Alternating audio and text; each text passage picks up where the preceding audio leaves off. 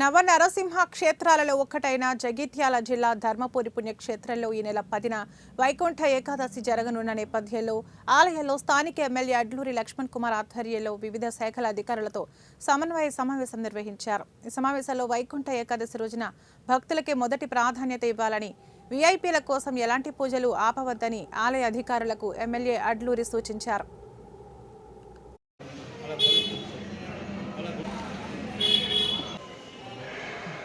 అన్ని ఆలయాలకు శివలకు తోమాలను దండలు తెప్పిస్తున్నాం సార్.